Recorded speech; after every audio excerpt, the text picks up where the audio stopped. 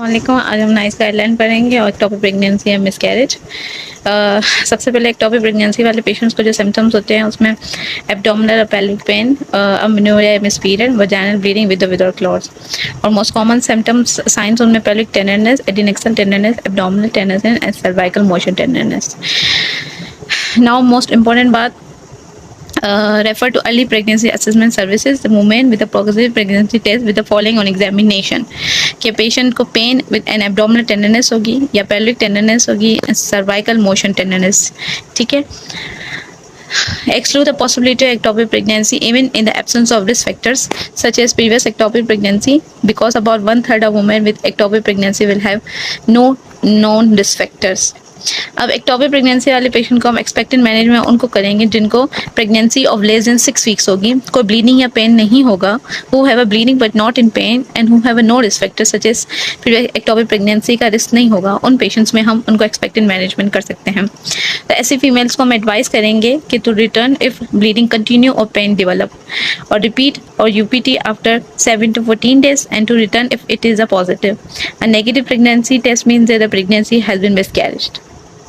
Now RCOG ये जो nice guideline है इसमें से मैंने जो भी इंपॉर्टेंट पॉइंट्स है वो सारे इस प्रेजेंटेशन में इंक्लूड किए हैं। अगर आप एक दफ़ा इस जो वीडियो है इसको सुनेंगे और जो भी इस पे पॉइंट्स है वो एक जगह आप नोट कर लें तो आपको दोबारा गाइडलाइन पढ़ने की ज़रूरत नहीं होगी। इससे आपको क्लिनिकल में भी हेल्प होगी, आपके एग्जाम में भी आपको हेल्प होगी, और दूसरी बात की जो प्रेजेंटेशन देनी होती है डिपार्टमेंट में, PGs ने, HOs में, उनको भी बड़ी हेल्प होगी। ठीक है। The tubal ectopic pregnancy guideline में था कि when carry out transvaginal ultrasound scan early pregnancy look for this sign indicate there is a tubal ectopic pregnancy. ठीक है। अब उस स्कैन में हमें क्या मिलेगा कि हम सस्पिशियस करेंगे कि इसको ट्यूबल एक्टोपिक प्रेगनेंसी। एक तो एडिनेक्सल मास होगा जो moving separately to the ovary होगा, compressing a gestation sac containing a yolk sac, या adnexal mass moving separately to the ovary compressing gestation sac and the fetal pole जिसमें with और without heart beat हो। ठीक है।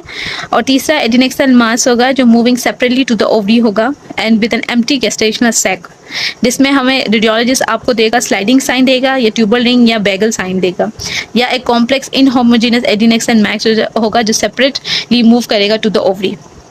अगर ये features आ गए टेकिंग अकाउंट के, सबसे पहले जिसको एक्टोपिक प्रेगनेंसी हमें सस्पिशियस होती है हमने इंट्रायूटेराइन प्रेगनेंसी को एक्सक्लूड ज़रूर करना होता है, ये देखने के लिए कि कहीं पेशेंट को हेटेरोटॉपिक प्रेगनेंसी तो नहीं है, ताकि फर्दर मैनेज करने में हमें ईजी हो। तो गाइडलाइन में ये लिखा था कि ऐसे पेशेंट्स को हमने intrauterine and adnexal scans women clinical presentation and serum HCG level before making a diagnosis.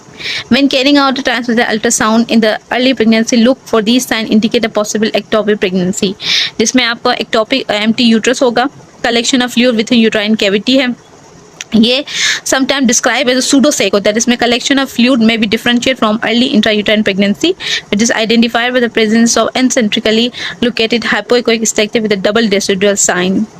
ठीक है। मतलब सूडो सेक से और ये डबल डेसिडुअल साइन इससे आपको डिफरेंशिएट करेगा कि अगर डबल डेसिडुअल साइन है तो इट्स मीन्स कि ये इंट्रायूटेराइन प्रेगनेंसी है, अगर ये सूडो सेक है तो मतलब ये सूडो कलेक्शन है। ठीक है।